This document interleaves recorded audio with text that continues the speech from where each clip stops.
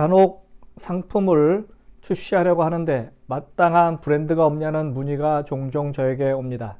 그야말로 사람으로 치면 평생 동안 불리는 이름을 장명하는 것이죠. 오늘은 브랜드 전략의 일환인 네이밍 전략에 대해 이야기합니다.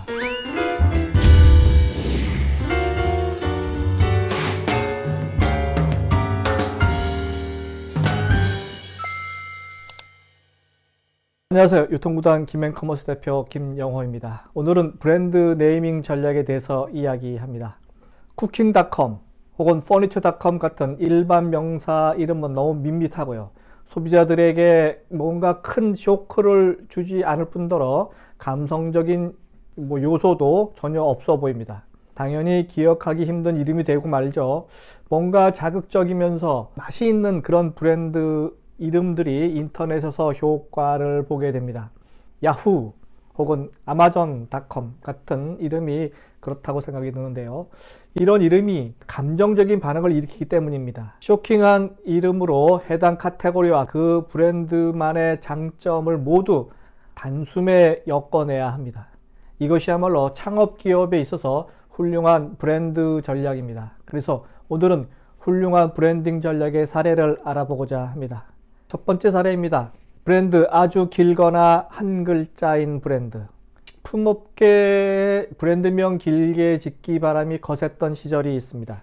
이름하여 아주 길거나 아주 짧은 한 글자이거나 하는 특화 전략을 소개합니다.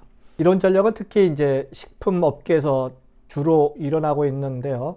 아주 긴 이름의 브랜딩이 대세로 자리 잡는 듯 합니다. 뒤에 보이는 화면처럼 대상 청정원이 내놓았던 7일간 저온 숙성하여 바삭하고 고소한 돌자반 김. 브랜드 이름이 무려 20글자입니다. 샘표 식품에 속까지 천천히 잘 말려 더욱 부드러운 소면 17글자고요. 19글자 브랜드인 아오홈의 손수 바다손 순살 요리 생선묵 정통 일식 생선묵탕, 그리고 서울우유에 목장의 신선함이 살아있는 우유 등 유통기한이 짧아서 신선함이 생명인 우유의 특징에 맞물려서 제품의 강점을 부각시킨 사례로 꼽힙니다. 이처럼 식품업계에서는 긴 이름을 선호하는 현상이 앞으로도 계속될 것 같은데요. 그 이유는 브랜드 이름에 제품의 특성과 제조 방법, 원료 생산 지역까지 세세하게 풀어 넣는 스토리텔링 마케팅의 일환으로 사용할 수 있기 때문이라 생각이 들고요. 식품의 경우는 상대적으로 가격이 저렴한 데다가 내구재와 달리 잘못 구매해도 큰 손해가 없기 때문에 소비자의 구매 의사결정이 간단하고 신속하게 이루어집니다. 그래서 진열되어 있는 수많은 제품 중에서 매대 앞에서 순간적으로 소비자의 선택을 받아야 하기 때문에 제품의 특징을 브랜드에 많이 넣어서 전달하는 것이 중요해지고 있다는 이야기입니다. 또 제품명을 풀었으면 소비자들이 제품의 특징을 금방 이해하는 장점도 있습니다. 하지만 이름이 너무 길다 보니까 소비자들이 쉽게 외우지 못한다는 단점도 있죠. 하지만 톡톡 튀는 브랜딩이 쇼핑하는 소비자를 잠시 멈추게 합니다. 왜냐고요? 재미있으니까요. 이와는 정반대 사례도 있습니다.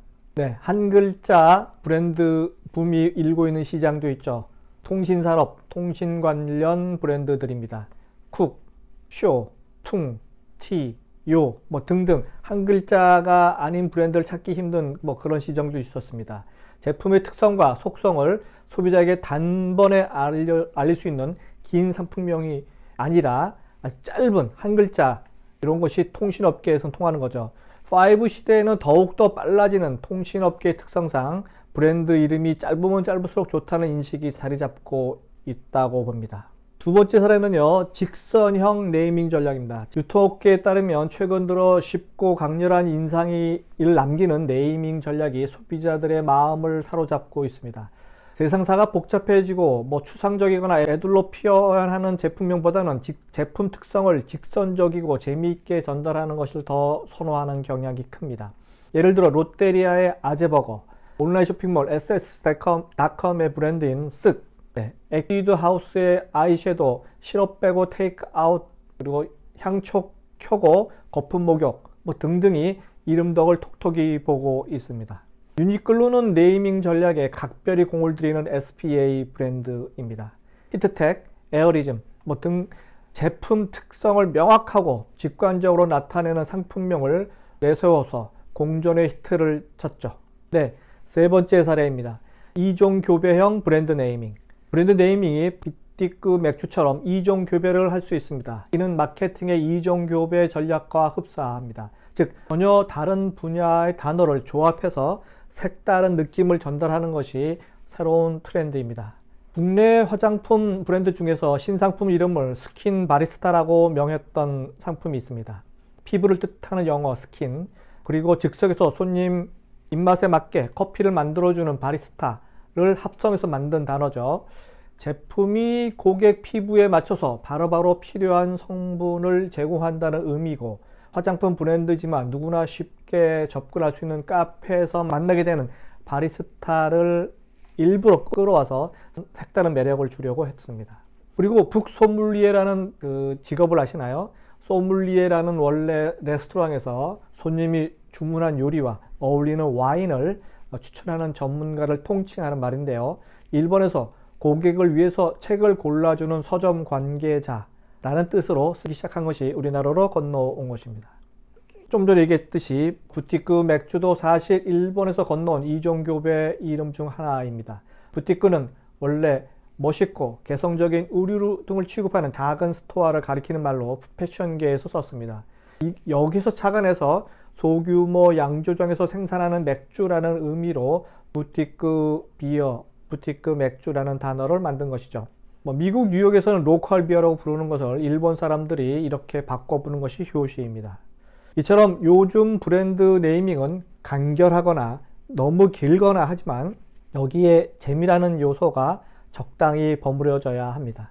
그렇지만 앞으로 나타날 새로운 제품군에서 우리 기존 존재하는 산업군을 벗어난 비욘드 생산물들이 나타나기 시작하죠.